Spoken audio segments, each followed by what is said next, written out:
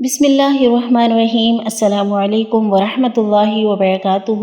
تو عزیز ساتھیوں، نبی صلی اللہ علیہ وآلہ وسلم نے فرمایا، ابن حبان کی روایت ہے، لا تعجزوا فی الدعاء فإنہ لن یہلک مع الدعاء احد۔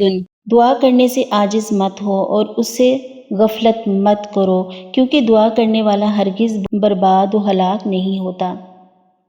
ہمارے نبی حضرت محمد صلی اللہ علیہ وسلم کا ہر قول، ہر فعل سچا، ہماری سر آنکھوں پر۔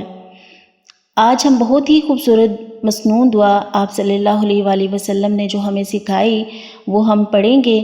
اللہ تعالیٰ قرآن میں فرماتے ہیں، قد افلح من تزکا، کہ فلاح پا گیا کہ جس نے اپنے نفس کا تزکیہ کیا۔ تو اپنے نفس کا تزکیہ کرنا چاہتے ہیں سب، تو پھر یہ دعا ضرور یاد کیجیے۔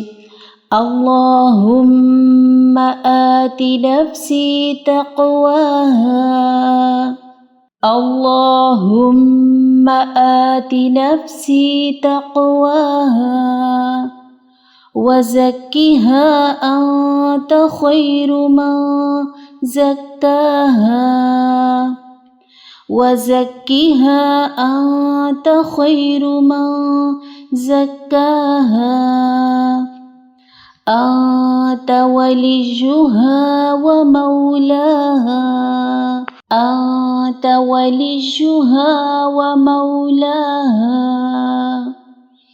اللہم آت نفسی تقواہا وزکھا انت خیر من زکاہا، انت ولیہا ومولاہا۔